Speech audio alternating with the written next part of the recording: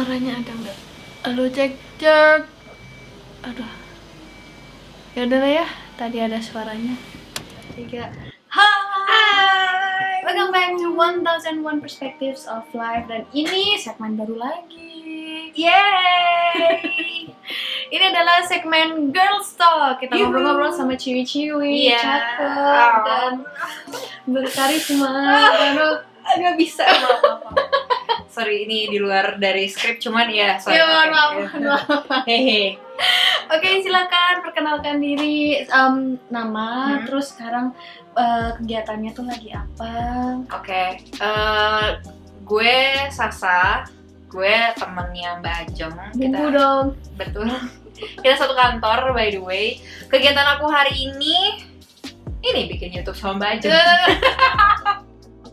Kegiatan sehari-hari. Ya, aku kerja di salah satu perusahaan swasta di daerah BSD, Serpong.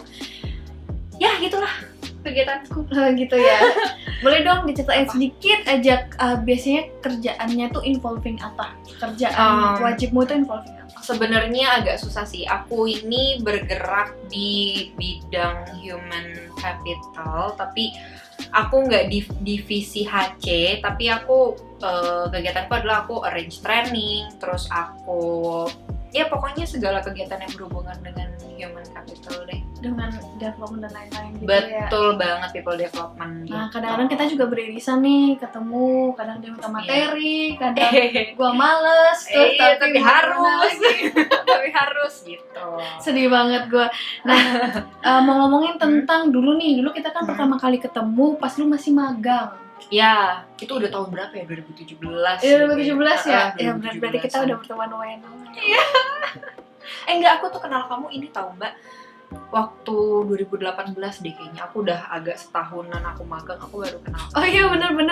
Jadi kita tuh baru deketnya setelah lu gantiin gua. Betul. Yeah. Jadi sebelumnya tuh gini, aku kenal Mbak Ajeng itu karena dulu dia pernah punya satu hubungan dengan. Lo bukannya karena pindah dulu baru gue deket sama, gue punya hubungan sama teman lo? Enggak, waktu gue di lantai 2 kan. Oh iya. Ya pokoknya itu. Gara-gara itu akhirnya jadi kenal nih. Itu sebatas kenal doang, kayak oh iya dia Mbak Ajeng gitu. Waktu itu kamu masih di training ya Mbak? Waktu itu gue di learning gak sih? Enggak, dari pas gue ketemu lu, gue lupa. Kayaknya gue udah di NDM. Oh iya. Ya pokoknya gitu, di situ cuma kenal doang. Terus akhirnya lucunya adalah sekarang aku ada di jabatan yang dulunya tuh diisi sama dia. Jadi aku menggantikan dia nih, dia pindah ke divisi lain, aku menggantikan dia, dan di situ akhirnya kita baru deket, kita sering ngobrol. Pokoknya aku ingat banget waktu pas awal kamu ngajarin aku nih untuk di situ, kita langsung curhat. Iya bener, curhat panjang banget. Iya, itu langsung curhat, kayak belajar tuh bisa sampai jam 9, jam setengah 10, aku ingat banget malam pulang. Oh iya bener. Gue kan karena dia menggantikan posisi gue yang dulu, jadinya kan gue harus ngajarin nih, ini job desk-nya ngapain aja, gimana caranya, teknisnya. Nah, cuman selain itu, kita juga sering curhat-curhat. Iya, aku jadi tahu dulu tuh Mbak Ajeng sama gitu gimana. Terus aku juga cerita aku waktu itu gimana, gitulah kira-kira. Oke. Soalnya di sini agak banyak yang tidak boleh disebutkan. Iya, yang mau nggak mau harus disensor. Involving something. Iya, begitu. Nah, dari dulu gue udah kagum nih, karena lu tuh kan belum lulus aja udah magang. Gitu. Iya. Maksudnya kenapa sih gue aja dulu nggak magang? Kenapa nggak lu santuy aja sih? Pas akhir-akhir semester kan zaman-zamannya kita santuy. Iya sih sebenarnya. Kenapa sih lu milih untuk kerja magang? Sebenarnya awalnya tuh gara-gara di kampus gue itu memang ada program wajib magang. Jadi dulu kan gue di BINUS kan. BINUS tuh dulu mewajibkan lu 50 hari harus magang gitu dimanapun gitu. Nah terus akhirnya gue cari ketemulah di kantor kita yang sekarang. Ini boleh sebut merek nggak sih? Boleh kok. Oh iya, gue akhirnya magang lah di BFI gitu kan. Terus awalnya 50 hari nih. Terus gue punya kedekatan sih sama tim gue waktu itu. Terus juga gue mikirnya gue juga ke kampus cuman seminggu 2 kali, terus gue nggak ada kegiatan lain, ya kenapa enggak gitu, gue terusin ketagihan gitu, jadi akhirnya setahun gue magang. Oh jadi sebenarnya awalnya tuh wajibnya cuma 50 hari. 50 hari. Terus habis itu begitu dicoba, justru kalau malah seru. Iya, seru karena jadi ketagihan. karena gue kan di rekrutmen kan, gue belajar banyak hal sih, gue ketemu banyak orang, gue tahu backgroundnya mereka gimana. Oh ternyata kalau kerja di industri hukum tuh kayak gini loh kerjanya gitu. Gue jadi banyak belajar sih di situ. Terus juga gue waktu itu momen yang paling gue suka adalah gue job fair.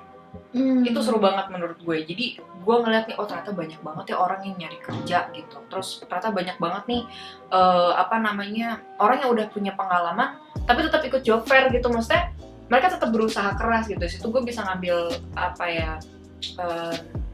motivasi juga, kayak oh gue nggak boleh males nih gini segala macam. Intinya banyak lah hal yang gue pelajarin, makanya gue mikir kayak udahlah ngapain lagi gue. Jadi orang lain aja berjuang gitu kan. Gitu. Terus akhirnya ya udah gue terusin. Ya udah deh, akhirnya jadi deh sampai sekarang. Akhirnya gue ditarik ke divisi lain, sampai sekarang deh gue di BFI. Tapi selain karena ditarik sama divisi lain, apakah lu bertahan di BFI karena pasangan lu ada di BFI juga? Enggak. Jadi gue kan kenal sama cowok gue kan baru, maksudnya belum lama gitu. Maksudnya gue bertahan di sini karena gue punya goals yang belum gue achieve sih, jadi gue masih tetap stay. Dan ya doain aja semoga cepet-cepet achieve biar bisa berkembang lagi gitu. Berarti kita bisa bilang lu ya bisa dibilang wanita karir lah, karena lu kan Ya. mengejar, lu ada goal, lu ada visi, dan lu Betul. go for it. Nah selain itu lu kan punya pasangan ya, maksudnya ada beberapa orang di mana mereka kalau udah punya pasangan ya udah gue nikah aja, habis itu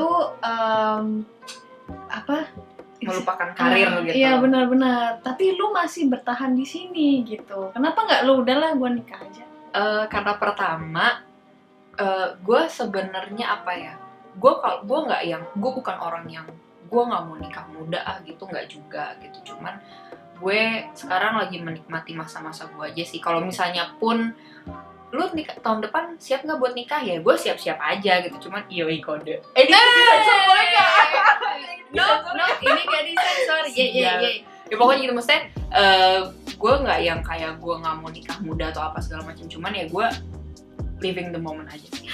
Kalau dia ngajak, lu yakin lu nolak lo? Kayak sayang, terus gue nggak mau nikah muda gitu, lu bakal kayak gitu yakin? Ya enggak, ya makanya kan gue bilang gue nggak menutup kemungkinan. Cuman maksudnya untuk sekarang gue mikirnya kayak gue mau tetap kerja aja dulu, karena gue untuk sekarang gue bukan tipe orang yang suka bergantung sama orang sih. Gue nggak tahu nanti kalau misalnya gue udah nikah akan kayak gimana, tapi untuk sekarang gue masih mau menikmati ya gue yang gue hasilkan ya buat gue gitu. Karena apa ya, lu pernah nggak sih lu pengen, ibaratnya lu pengen permen nih gitu kan, tapi lu nunggu orang dulu untuk beli lu, tapi lu pengen banget, itu kan nggak enak banget kan. Nah gue nggak mau kayak gitu. Gue mau ketika gue mau dan ketika gue mampu ya gue beli. Gue nggak harus nunggu orang untuk beliin gue nggak harus nunggu ngerengek gue minta apa segala macam, gue nggak mau. Jadi being independent itu ya plotnya. Bener banget. Itu dia. Alright, oke. Nah, lu kan sekarang nggak cuman kerja doang ya aktivitasnya. Lu kadang-kadang dadakan jadi MC, terus dadakan jadi ya apalah bintang iklan. Aduh itu panggilan. Terus, nah itu menurut lu penting nggak sih untuk tetap aktif di luar kewajiban lu? Penting sih, karena gue basicnya adalah orang yang suka ngomong gitu kan. Gue orang yang suka ketemu orang. Public gitu. speaking. Betul banget. Gue makanya lagi mengasah skill gue nih gitu. Makanya kemarin ada beberapa orang yang ngajakin kayak lu mau nggak jadi host apa segala macam gitu. Gue iyain karena gue nggak mau Itu Gua- kesempatan gold kan. Betul, gue nggak mau gue gitu-gitu aja. Maksudnya gue pengen upgrade diri dong. Kalau misalkan memang gue nggak bisa jadi host ya gue belajar. Gue nggak bisa jadi MC ya gue belajar. Di situ justru waktunya gue untuk belajar gitu. Gue pengen menggali nih sebenarnya tuh di gue tuh masih ada apa lagi sih yang belum gue temuin gitu. Keren. Makanya setiap ada apapun yang dirasa gue bisa dan gue punya waktunya ya gue pasti akan menyanggupi. Kalau misalnya lu disuruh untuk main piano gitu, Nggak, sorry banget gue bukan musik. Sorry banget nih ya, suara gue jelek, gue nggak bisa main gitar, gue nggak bisa main piano, nggak. Tapi kalau nari gue masih bisa. oke. Sekarang Wah gila lo, enggak lah. Nggak mau ya pokoknya gitu. Oh ya, oke. Jadi lo tuh masih kayak eksplorasi gitu ya. Jadi nggak cuman melulu lo di depan komputer, lo ngerjain apa yang disuruh, tapi lo juga Benar. mencari tahu sebenarnya strength gue itu tuh di mana. Betul. Terus kalau misalnya ada kesempatan ya lo harus ambil. Betul. Karena lucunya adalah gue waktu itu pernah ikut MBTI, tesnya MBTI itu kan, dan gue itu SFP deh kalau nggak salah, gue lupa. ISFP kalau nggak salah. Pokoknya gue entertainer lah intinya. Oke. Jadi gue disitu kayak mikir, wah apakah gue harus jadi artis gitu. Tapi enggak maksudnya kayak, oh ternyata gue tuh kayaknya mampu nih untuk jadi orang-orang yang di depan layar. Makanya setiap kalau misalnya ada kesempatan orang ngajak gue apa-apa segala macam, gue mau gitu. Bahkan dulu gue sempet mikir, gue kayaknya kalau bikin WO gitu atau gue bikin IO nih kayaknya akan oke banget nih gitu. Gue jadi MC-nya, nyokap gue jadi apanya gitu, karena kan dia orangnya juga suka ribet gitu kan. Jadi gue berpikiran kesana gitu sih. Ini ibaratnya latihan untuk kesana. Kita coba ya tanya pacarnya, lu ke entertain gak? Aja nunggu badut. Kayak gitu guys. Kayak gitu Mbak. Nah menurut lu berarti sebenarnya bakat lu di mana sih? Dan sebenarnya lu tuh udah ngerasain lu punya bakat di sini nih. Itu udah dari kecil kah atau justru terdevelop setelah lu cemplung di dunia kerja? Kalau bakat gue mungkin ketemu orang kali ya. Gue bisa nih Terus jadi marketing. Iya anjir, sumpah gue tuh kayaknya cocoknya jadi marketing deh. Cuman gue gak suka target. Bingung gak lu? I see. Maksudnya harus lu tuh ngerjain sesuatu sesuai sama yang lu pengenin. Betul. Kalau misalnya marketing kan by target, Betul. ditargetin kan, Betul. lu di push around. Maksudnya ya gue gak suka target banget. Cuman kayak gue pusing aja gitu ngeliat orang-orang kayak aduh gue belum achieve nih apa segala macam gitu. Terus gini sih, gue tuh memang gue suka di depan orang gitu. Gue sadarnya gara-gara dulu waktu zaman SMA kan gue nari kan. Dan dulu pelatih gue natar gue itu dengan gue jalan di tengah mall, dulu gue ke PIM pakai baju nari, gue. Maksudnya gue mempermalukan diri gue di depan orang tuh gue gak malu. Kayak gue didandanin kayak apa, gue jalan di depan orang terus diketawain orang, gue gak malu. Maksudnya karena ya udah gitu, mungkin karena di situ gue mikirnya ya gue harus untuk melatih mental gue, dan gue merasa mental gue di situ udah terlatih gitu dengan gue nggak malu, gue nggak nangis apa segala macam gitu.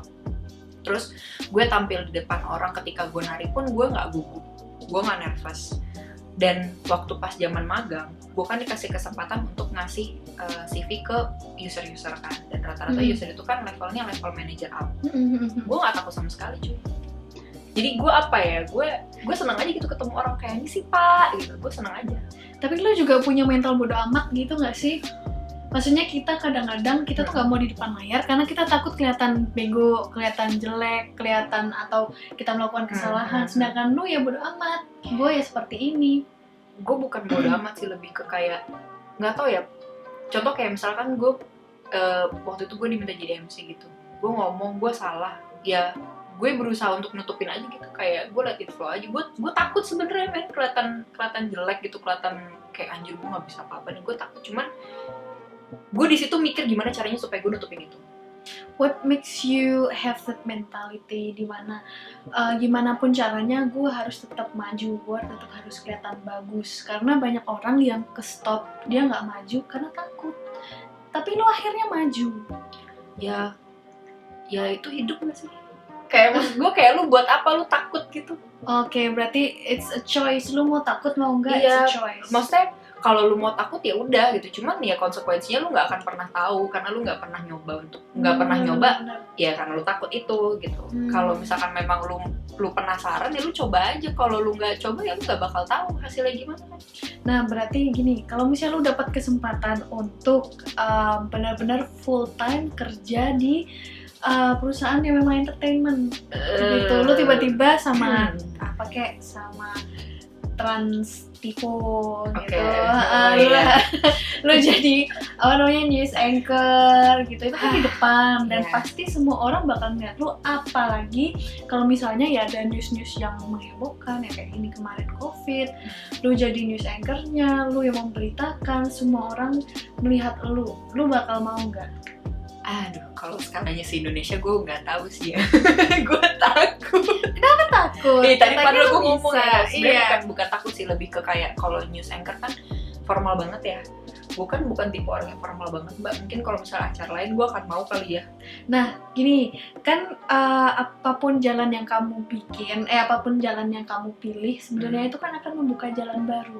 Oke. Jadi misalnya nih, lu jadi news anchor sekarang, lu coba, berarti kan mata-mata menuju pada lu, siapa tahu lu dapat justru job-job yang lain yang lebih hore-hore gitu. Jadi kalau misalnya dengan apa yang gue kasih tahu ini, lu bakal ngambil nggak? Pertimbangan gue kalau misalkan jadi news anchor sebenarnya lebih ke waktu kerja sih, Mbak. Gitu. Tapi kalau misalkan di luar dari itu, ya gue pasti mau. Karena sekarang nih lu dapet mau nggak Trans Tivo? Gimana itu ya? bener-bener sebenarnya misalnya nih tempat ini tuh terkenal dengan gajinya sebenarnya nggak seberapa, tapi dia itu tuh punya brand yang semua orang tahu. Ya artinya ya lu bakal famous. Gue kayaknya nggak akan ambil sih, karena gue lebih prefer di acara offline. Paham nggak lu? Kayak lu punya acara wedding nih, lu yang jadi, kayaknya gue akan mau kalau misalnya kayak gitu. Soalnya kalau misalnya wedding itu kan waktunya terserah lu kan.